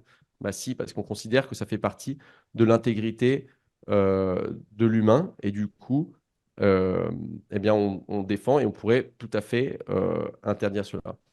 Et juste pour finir sur une note personnelle, et moi aussi, j'ai pas mal, franchement, évolué là-dessus dans les 3 dernières années, dans les 2 ou 3 dernières années, par rapport à ce qui en fait est souhaitable ou pas. Vous savez, il y a certains exemples qui nous sont venus de Chine. Et moi, personnellement, en matière de technologie, le Parti communiste chinois n'est pas n'est pas, à mon avis, ne sert pas le modèle le plus intéressant de gouvernance et de régulation de la technologie. Donc, je n'ai pas un a priori très positif. Et vous savez, tout ça, ça a commencé il y a peut-être 2 ou 3 ans avec le gouvernement chinois qui a limité à 3 heures par semaine l'utilisation de jeux vidéo par les mineurs, en tout cas en dessous d'un certain âge. Et moi, ma réaction initiale, c'est de dire, bon, ça, c'est terrible parce que ça relève en fait de la volonté des familles et ça relève de la sphère privée. Et il y a 1 an et demi, en septembre 2022, il me semble, en Chine, on a limité à 40 minutes par jour le temps de consommation maximum de TikTok par les mineurs. Et alors, il y a sûrement plein de motivations derrière tout ça qui sont peut-être plus ou moins louables. Il y a notamment aussi une guerre cognitive en fait qui est en train de s'installer. Vous savez que TikTok est une application chinoise qui appartient à une entreprise qui s'appelle ByteDance. Mais est-ce que en fait on peut reposer sur la sphère privée pour trouver des solutions auxquelles en fait on s'est rendu compte on n'arrivait pas à réguler ça parce qu'en fait les parents ils n'arrivent pas à réguler ça, c'est juste trop puissant par rapport à leurs enfants et on est en train de voir, on peut aborder ça par différents aspects, mais notamment par urgence sanitaire. Vous savez, il y a ça c'est pas une spéculation, c'est-à-dire il y a une dizaine d'années, il y a selon les pays, aux États-Unis c'est 2012 grosso modo, ce qui correspond par ailleurs à 2012, c'est l'année à laquelle les smartphones, le taux de pénétration des smartphones a dépassé les 50% aux États-Unis. Et depuis, ça fait une douzaine d'années, on observe quelque chose que les psychologues appellent une épidémie de problèmes de santé mentale, surtout parmi les jeunes. Et quand on voit les courbes, ce n'est pas des petites courbes, on dit, ah bah oui, c'est vrai, il y a 8% de plus de personnes qui ont des dépressions par rapport à il y a 15 ans. Alors, je suis le premier à vouloir appliquer une certaine rigueur par rapport à ça et j'étais le premier à ne pas vouloir établir une relation de causalité immédiate entre nécessairement la technologie. Bah oui, du coup, c'est la technologie parce que non, ça peut être plein de facteurs. Mais en fait, il y a de plus en plus d'études qui mettent en évidence, par des moyens assez intéressants, le lien et l'impact direct de la consommation de technologie par rapport à ces problèmes de santé mentale. Alors, quand il y a une urgence sanitaire, souvent, on se dit, bon, bah, on va agir peut-être parfois même au-delà de ce qui, en fait, aurait semblé naturel. Et quand c'est une urgence comme ça qui affecte une partie absolument immense des jeunes. Et quand on commence à pouvoir établir une causalité de plus en plus évidente entre la consommation de certains types de services numériques et cette fragilité de santé mentale qui affecte de façon absolument dramatique une grande partie, pas que de la jeunesse, mais quand même de façon très, très marquée chez les jeunes, je pense que ça donne une certaine légitimité, et je finis cette très, très longue réponse, pardon, avec ce point, pour réguler au-delà de ce qu'on aurait pensé. Et personnellement, par exemple, je suis pour une interdiction des réseaux sociaux à partir jusqu'à un âge assez avancé. Merci. Bonjour, c'est une question simple. Est-ce que vous pensez que la promotion des logiciels libres, c'est-à-dire ouverts par rapport aux logiciels propriétaires, ne serait pas une solution à ce que veulent nous vendre les GAFAM pour simplifier? Merci. Merci beaucoup. C'est marrant parce qu'on en parlait justement juste avant la conférence. Alors, de façon très courte, notamment parce qu'en fait, j'ai une légitimité assez faible pour parler de ces sujets-là. Mais je pense que oui, que c'est quand même quelque chose de très intéressant. Tout ce qui permet de décentraliser justement le pouvoir dans l'univers numérique est positif. Dans mon site internet qui s'appelle diegohidalgo.net, j'ai notamment inauguré une suite en fait à plein de questions qu'on me pose de mais qu'est-ce que je peux faire, mais comment est-ce que je voudrais des gestes simples pour changer. j'ai monté une petite section qui s'appelle Alternative. Donc, c'est diegohidalgo.net/alternative au pluriel, où justement, pour chaque type de service, pour faire des visioconférences, pour avoir un mail, euh, bref, tout ce que vous pouvez penser, disons, ou tout ce que vous pouvez faire en ligne, je propose justement des alternatives de ce type et un certain nombre reposent sur du logiciel libre et du coup sur des services qui ne sont pas systématiquement voilà, fondés, qui ne reposent pas sur l'exploitation systématique de nos données. Donc voilà, je trouve que c'est quelque chose de très positif, mais je ne peux pas en parler d'un point de vue technique avancé et, euh, et voilà, mais il y a des. Voilà, je trouve que c'est quelque chose de très, très positif. D'abord, merci pour votre exposé. C'est un sujet qui nous préoccupe depuis des années au GREP, hein. On a tous les ans un colloque qui tourne autour des technosciences et de leur maîtrise. Et donc, on a eu en particulier, je crois que c'était en 2000, alors on l'a depuis 2018 et je crois que c'est en 2019, quelque chose comme ça, en particulier, on a eu un peu ce sujet-là. Et donc, merci de nous remettre, de remettre tout ça au goût du jour, hein.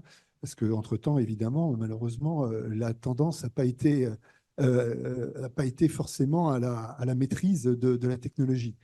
Euh, je voudrais juste, alors je vais pas trop insister là-dessus, mais j'ai lu attentivement votre bouquin, hein, premièrement, et deuxièmement, j'y ai trouvé un certain nombre d'erreurs. Alors, Ah, je vais pas les exposer là, je vais pas les exposer là, mais je suis assez fondamentalement d'accord avec ce que vous dites. Et c'est une préoccupation, le numérique. Enfin, voilà, on l'utilise beaucoup au GREP, hein, vous voyez, mais on essaie de l'utiliser de façon maîtrisée justement. Et donc, c'est une préoccupation assez importante, en tout cas de mon côté. Et j'ai effectivement lu pas mal de choses sur ce sujet-là. Et là, j'ai par exemple repris un bouquin là, qui s'appelle, enfin, qui est, alors, ouais, ça, ça s'appelle La Nouvelle Résistance, hein. C'était un bouquin de Jean-Hervé Lorenzi, Michael Berreby et Pierre Doquès. On a essayé de les inviter, on n'a pas réussi, mais bon, peu importe. C'était il y a quelques années. Et il parlait en particulier de la maîtrise des technologies par la régulation. Et en particulier, on sait que l'Europe, c'est tout récent, hein, 2,4 milliards de dollars quand même de pénalités pour Google. C'est récent parce que, enfin, il y a eu tout un processus. Je crois que ça date depuis 5 ans, mais le temps que ce soit définitif, il a fallu à la justice européenne 5 ans pour aboutir à une décision définitive. Mais c'est la semaine dernière, je crois, qu'il y a eu cette décision définitive. Donc, donc Margaret Verstager en particulier, hein, la commissaire européenne, d'une part, Thierry Breton aussi, dans le domaine de l'intelligence artificielle, dans le domaine du numérique, cherche à maîtriser ces fournisseurs, il faut bien le dire, américains, hein, il faut bien le dire, comme vous l'avez dit, sont en train de capter notre attention. Alors, ma question, j'arrive, désolé de la longueur, mais la question, c'est est-ce que, effectivement, c'est quand même pas une piste de demander à mettre des pénalités à Twitter, qui est considéré comme un égout par certains, à juste titre, à Twitter, à Google, donc, il y a, il y a Apple qui a eu aussi des grosses pénalités, etc., quoi. Voilà. si, tout à fait. Merci pour la question. Enfin, quand on parle de régulation du numérique pour faire face aux problèmes qu'on a évoqués aujourd'hui, on se demande toujours, quand il y a un problème qu'on veut résoudre politiquement, quel est le meilleur échelon pour le réguler. Et je pense que l'Union européenne est un échelon, quoi qu'on veuille penser de l'Union européenne, un échelon très intéressant parce qu'on comprend bien que ce sont des problèmes qui sont globaux et du coup régulés à l'échelle de la région, par exemple, ce n'est pas forcément ce qui aurait le plus de sens, mais que de gouverner globalement, hélas, on n'y arrive pas très bien. Du coup, je pense que non seulement c'est une piste, mais l'Union européenne fait ce qu'elle peut, on va dire. Elle est elle-même tiraillée, on l'a vu en décembre, il y a le AI Act, le règlement sur l'intelligence artificielle, euh, qui a finalement fait l'objet d'un accord, mais après 36 heures de négociation et qui est assez imparfait parce que souvent les négociateurs sont tiraillés. Et là, notamment, hélas, la France a notamment mis la pression pour quand même trouver un dénominateur commun un peu plus faible qu'espéré, parce que toujours c'est cette peur, en gros, et j'insiste là-dessus, c'est parce que je pense que c'est une des limites, hélas, de ce qu'on est en train de voir en matière de régulation, de perdre de la compétitivité. Vous savez, il y a cette idée de, mais si on régule trop, les entreprises vont partir ailleurs. Et ça, en fait, bon, c'est pas exclusif au numérique. On peut penser aussi à la même chose en matière environnementale. Le problème, c'est que je pense qu'au niveau de la conscience du risque, on a à peu près 25 ans en arrière par rapport à la question environnementale. Souvent, le consensus, si on exprimait il y a 25 ans le consensus, en gros, indéniable d'aujourd'hui face à la question environnementale, il y a 25 ans, on aurait dit c'est bien gentil, mais c'est quand même un peu extrémiste ce que tu racontes.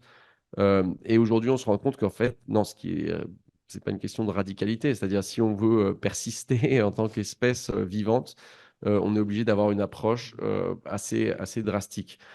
Euh, Cela dit, en fait, tous les échelons peuvent être utiles. Dans mon livre, je donne des exemples même au niveau local, au niveau municipal. Ça peut surprendre, mais par exemple, la municipalité de San Francisco, où sont beaucoup d'entreprises, comme vous le savez, euh, de géants du numérique, a été assez bonne pour réguler certains aspects. C'est une des premières villes qui a interdit la reconnaissance faciale, par exemple, dans l'espace public. C'est aussi une des premières villes à le plus avoir souffert en fait de certains des aspects dont on parle, du pouvoir des plateformes. Ça a souvent été le terrain de jeu initial de certaines de ces entreprises. Donc c'est aussi pour ça que elle est plus éveillée peut-être que d'autres sur ces questions. Mais voilà, je trouve que l'Union européenne a fait ce qu'elle a pu et j'espère qu'elle va continuer. Je vous parlais du AI Act. Il y a deux textes très importants aussi qui sont sortis récemment. C'est le DMA, le Digital Markets Act et le Digital Service Act, DSA. Avant ça, il y a eu le fameux RGPD, vous savez, le règlement européen sur la protection des données, qui est de mai 2019, il me semble. Et je trouve que c'est non seulement, voilà, enfin, non seulement il y a des cas concrets, mais je pense que c'est un échelon très important et très pertinent pour réguler ça. Mais je vais juste finir cette réponse par une nuance. La première, peut-être, c'était celle de la compétitivité, c'est-à-dire que, en fait, ce problème auquel on va toujours faire face, c'est de se dire, oui, mais si les Chinois et les Américains euh, ne place en fait pas l'humain au centre de l'équation. Sinon, on le fait, du coup, ça va faire qu'en fait, on va continuer à consommer des produits américains et chinois, on va être de moins en moins compétitif, etc. Euh, mais sur les limites, j'allais juste insister sur un point un peu plus original que celui-ci, qui est que si par exemple on pense, et c'est pour ça que moi j'insiste beaucoup sur les données, parce qu'on parle beaucoup de données, mais en fait, souvent on ne comprend pas quel est le problème des données. On a encore dans notre imaginaire toujours cette idée selon laquelle nos données, c'est notre mot de passe, c'est le fait de si on donne ces données, on va pouvoir se faire vider son compte en banque, euh, etc. On pense un peu ça sous l'angle en fait, de la cybersécurité et de notre protection. Et en fait, dans Anesthésier, et le problème, pardon, c'est que le RGPD, le règlement européen général de protection des données, qui est un texte qui me semble très très intéressant, mais en fait, il, il place tout sur enfin, voilà, il met l'accent sur le consentement. C'est-à-dire, en gros, on peut utiliser nos données si on est consentant. Et le problème, c'est que si les gens ne savent pas et comprennent pas de quoi il s'agit et quelle est la valeur de leurs données, à ce moment-là, le consentement, c'est bien, mais en fait, peut-être qu'on va consentir sans comprendre qu'en fait, en résumé, céder nos données, souvent, c'est se rendre plus manipulable, pour ainsi simplifier les choses. Et c'est pour ça que je finis juste sur cette image.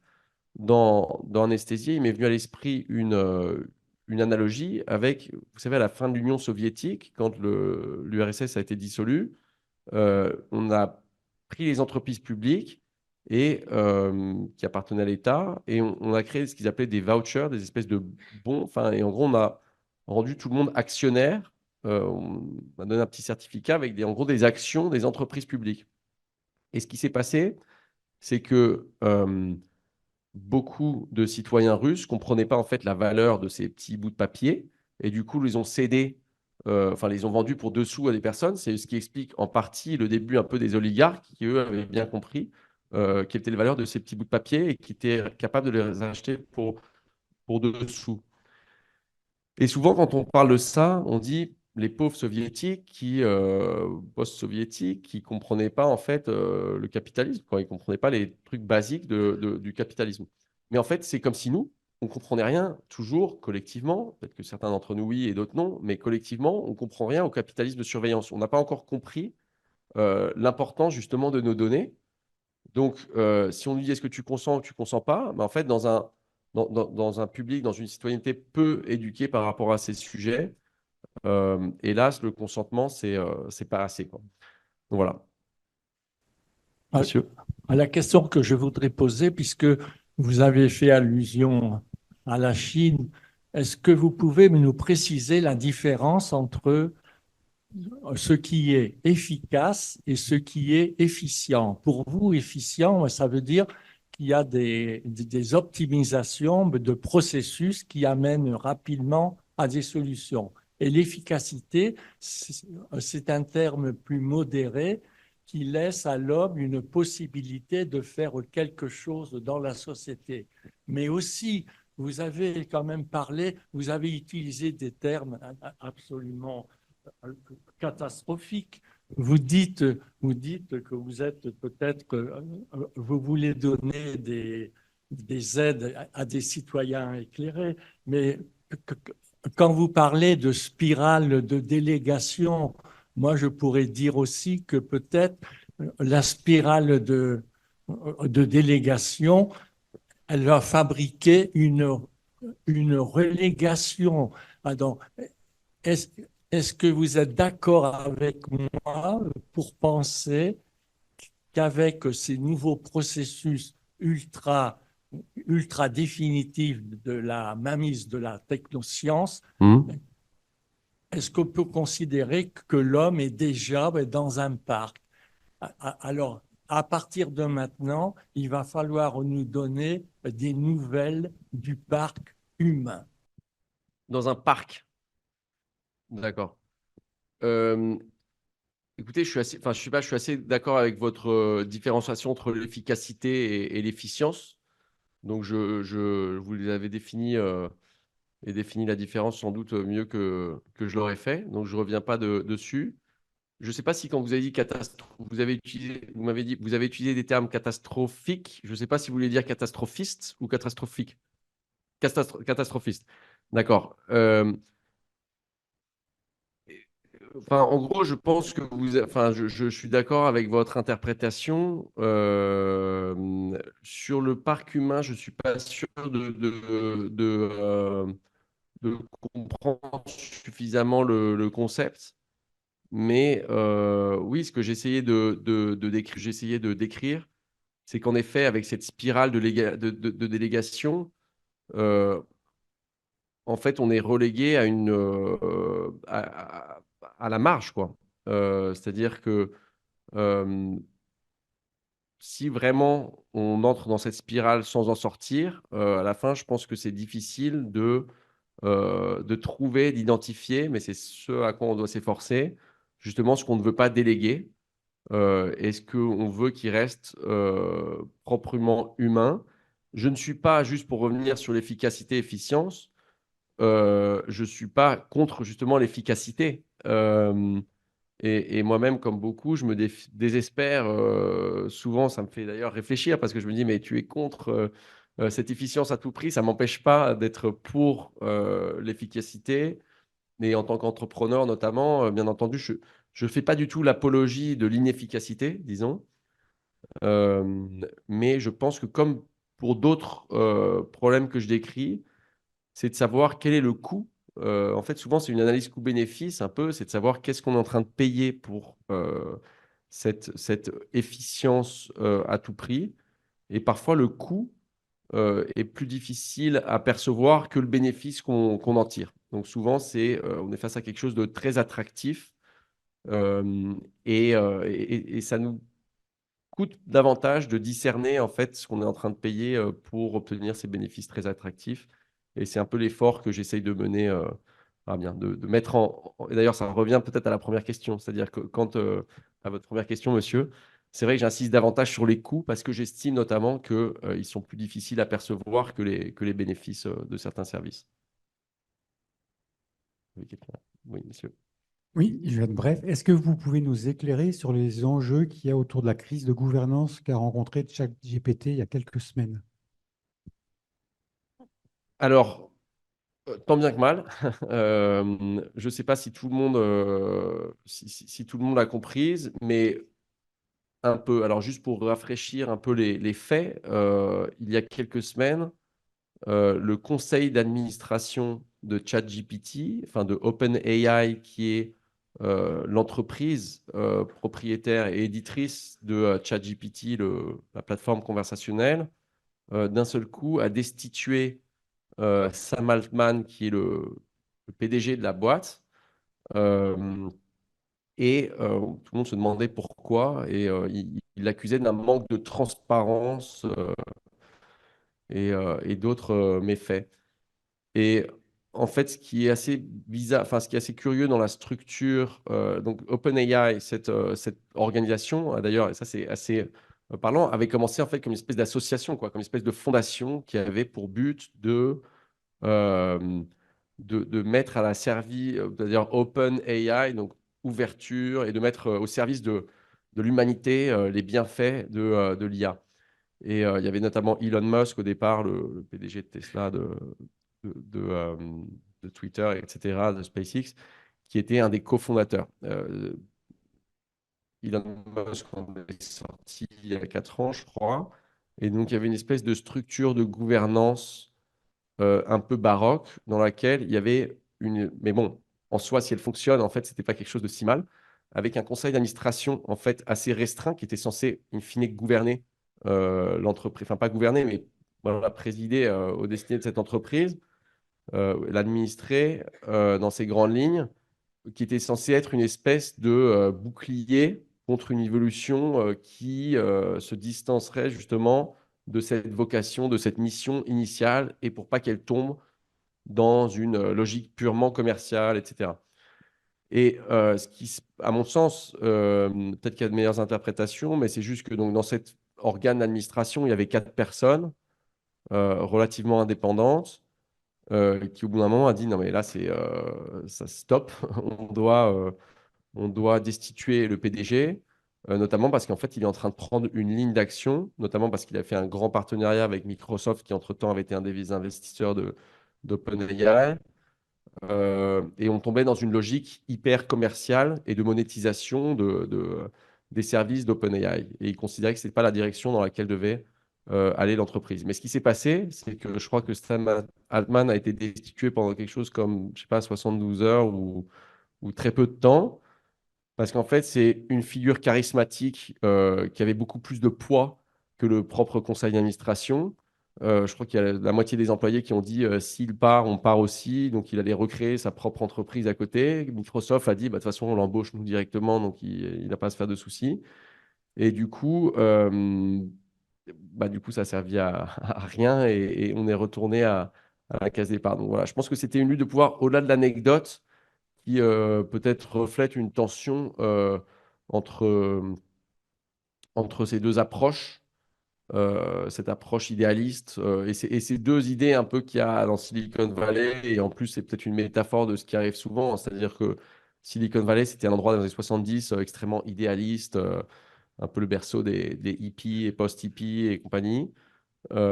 Et puis qui peu à peu, au fil des décennies, enfin voilà, est surtout devenu un temple de l'optimisation, de la création de revenus et de bénéfices, quoi. Oui, je voulais revenir sur la question de la propriété des données. Je voulais savoir, alors je passe sur les cookies qui correspondent à l'acceptation de l'utilisation et dont effectivement on ne voit pas la monétisation des données qu'il y a derrière, qui nous échappent complètement. Donc finalement, on fait de l'argent sur notre activité et sur notre dignité. Mais moi, je m'intéresse au data center. Je voulais savoir ce que vous pensiez. Est-ce que c'est une bonne solution pour stocker nos données personnelles? Est-ce qu'on peut aller vers plus de propriété de nos données via ces data centers? Et donc, je voulais avoir votre avis sur les data centers et je voulais aussi savoir ce que vous pensez de la politique du gouvernement qui consiste à tout centraliser au niveau de nos données, par exemple de santé, sous l'idée qu'ils seront plus aptes à gérer la sécurité de nos données. Est-ce que ce n'est pas un peu antinomique? Je fais un rapport, par exemple, avec la gestion de notre argent. Notre argent est stocké dans des banques, qui sont des banques privées. Est-ce qu'il n'y a pas plus de sécurité à mettre nos données dans des, je sais pas, par exemple, dans les coffres-forts informatiques de nos laboratoires d'analyse, que plutôt dans quelque chose de très centralisé? Voilà, je voulais avoir un peu votre... Très bien. Je vais vous répondre sur les grandes lignes parce que je suis pas suffisamment spécialiste de exactement, par exemple, le type de serveur et en plus, je n'ai pas un profil technique. Donc, et là, je peux pas vous donner une réponse, par exemple, sur les aspects techniques de ce que vous dites. Mais sur les principes, donc déjà, les data centers, en fait, je ne sais pas si vous pensez aux data centers en général ou à quelque chose de précis, parce qu'en fait, la plupart d'Internet, du cloud, des services numériques et de nos données en général sont dans des data centers. Donc, les plus grands consommateurs, même propriétaires de data centers, c'est Amazon, Google et compagnie. Et juste sur la logique de souveraineté quand même numérique, j'ai un a priori quand même plutôt enfin, numérique de souveraineté par rapport au stockage de nos données. J'ai quand même plutôt un a priori positif sur la défense de la souveraineté, surtout par exemple quand on est en train de parler de santé ou de. Enfin, moi, j'ai toujours eu quand même dans des aspects souverains ou qui touchent sur des aspects aussi sensibles que nos données médicales. Je pense qu'il y a quand même un risque énorme à externaliser ça à des entreprises privées. Personnellement, je suis a priori plus rassuré de savoir s'ils sont dans des serveurs, on va dire, souverains, plus que chez Amazon Web Services, dans des data centers dans le Nevada ou je ne sais où. Euh, Après, c'est vrai qu'il y a aussi l'aspect de centralisation des données, disons, par une entité publique. Ce n'est pas en soi toujours très rassurant. Et l'histoire nous a montré que quand l'État en sait trop sur les individus, ça n'a pas toujours aussi eu des effets positifs. Mais je suis quand même plus rassuré de savoir si les mesures de sécurité, c'est là où ma réponse est un peu limitée. C'est-à-dire, bien entendu, si c'est accompagné d'une sécurité suffisante, je trouve ça plus cohérent et plus rassurant si, par exemple, nos données de la Sécu sont dans des serveurs en France avec des mesures de sécurité suffisantes et avec une certaine sécurité du fait que ce n'est pas une entité privée qui gère ça. Personnellement, moi, j'habite pas en France et en fait, j'ai jamais habité en France depuis que je suis adulte. Donc, il y a certains services que je consomme moi. Mais par exemple, personnellement, là, j'extrapole un peu, je vais un petit peu au-delà de votre question, mais ça me surprend qu'un service comme Doctolib, qui soit géré par une entreprise privée, opère presque comme un service public. C'est-à-dire que maintenant, j'ai l'impression que, enfin moi, quand ça m'est arrivé de devoir aller chez des médecins en France, on me dit, mais tu dois passer par Doctolib. Et voilà, je trouve ça surprenant d'avoir, même sur la page en fait, d'un ministère, d'avoir, voilà, enfin, comme si c'était une intégration, une délégation de service public de ce type avec une marque aussi forte, que ce ne soit pas juste un, comment on appelle ça, un fournisseur, quoi, que ce soit plus que ça, que ce soit vraiment une plateforme qui soit devenue presque le service public. Quand on ouvre un lien, on nous propose d'accepter quelque chose, des smoothies ou des cookies ou des je sais pas quoi. On est tellement pressé et c'est tellement souvent qu'on accepte. Est-ce que c'est un danger? Alors, ça d'ailleurs, pour une fois, je vais répondre avec quelque chose qui n'est pas philosophique, mais quelque chose qui est très pratique. J'ai découvert une extension pour Firefox, pour le navigateur Firefox, qui est assez magique parce qu'on l'installe, ça s'appelle Ghostery, mais je crois qu'il y en a d'autres. Et d'un seul coup, vous avez la page des cookies qui s'affiche. Et puis vous avez un petit truc, alors pour le coup, l'efficience, je suis très fan, c'est tous les annuler, ou rejeter, rejeter, rejeter, tout ça se fait tout seul. et ça annule tout pour nous. Donc, en fait, ça s'affiche, ça prend à peu près une demi-seconde et ça dit non pour nous. Donc, on ne doit pas mettre accepter tout pour gagner 5 secondes. Avant de découvrir ça, je faisais partie de ceux qui prenaient, surtout si la liste était longue, qui prenaient les 12 secondes nécessaires pour dire non à tout. Je pense que, alors bien sûr, je défends que, surtout si ça n'a pas d'utilité, donc il y a des cookies de toute façon qui sont nécessaires, qu'on peut souvent pas rejeter. Donc ça veut dire que la plateforme, bah, souvent, les cookies, en fait, c'est tout ce qui laisse une petite trace qui apprend. Donc si par exemple, si on était sur, je sais pas, lemonde.fr, qui avait même pas les cookies nécessaires, même si je ne suis pas ingénieur ou développeur web, mais en gros, si on passait à la page d'après, ça voudrait qu'on doit se reconnecter à son compte lemonde.fr parce que la page ne retiendrait rien sur nous. Donc, de toute façon, les cookies nécessaires qui sont nécessaires pour le fonctionnement de la page, on ne peut pas se désinscrire, enfin, on est obligé de les accepter. Du coup, personnellement, je rejette absolument tous les cookies qu'on peut rejeter parce que je considère que c'est justement une façon dont un service a de nous connaître le mieux possible. Et deux aspects là-dessus.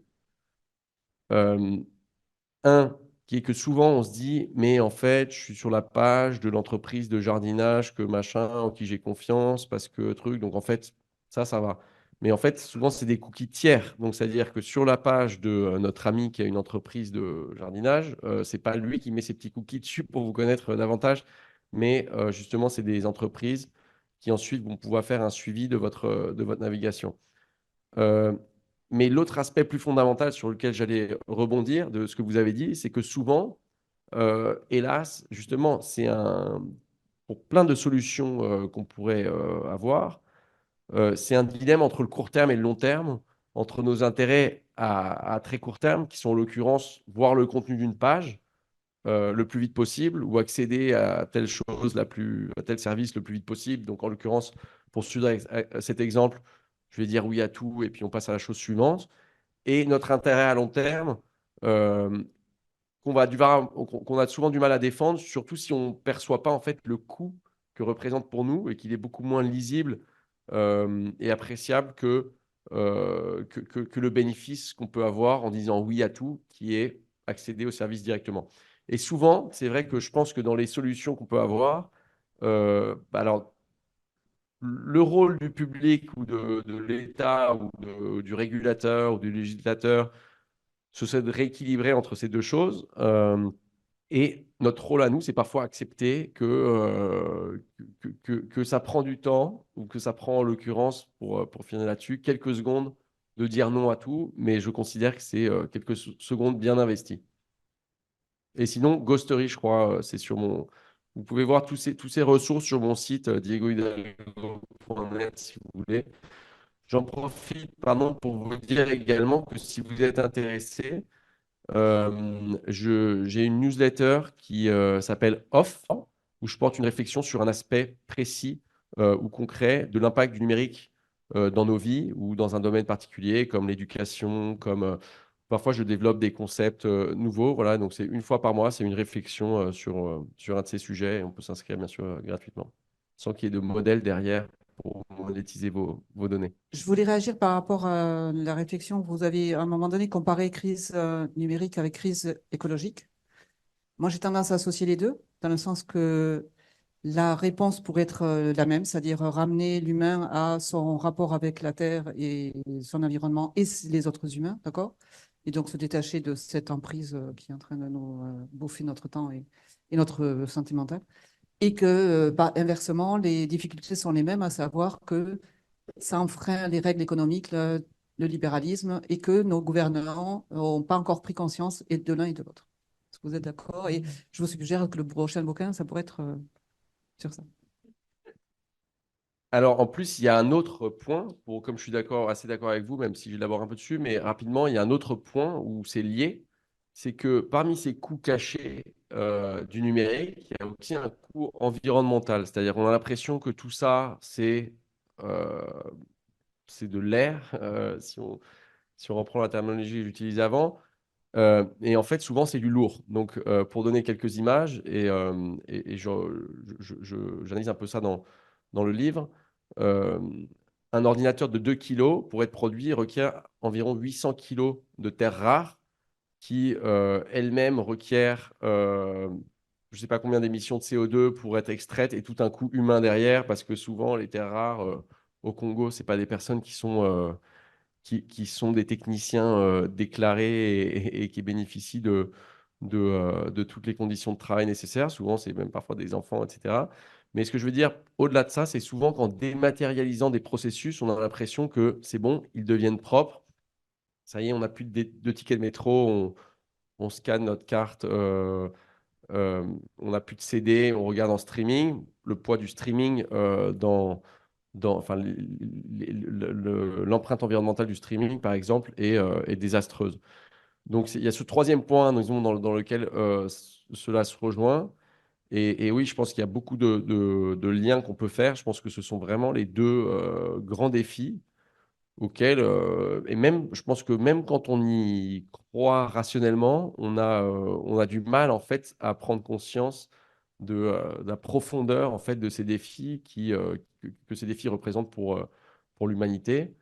Et je pense qu'ils vont l'un accompagne l'autre et vice-versa. Donc, je suis entièrement d'accord. Bon, si vous voulez, juste, je vous répète le nom de mon site, vous avez raison, diegohidalgo.net, où vous trouverez certaines ressources comme celle de la newsletter et d'autres articles de mon blog, etc. Merci beaucoup en tout cas pour toutes vos questions et toute votre attention.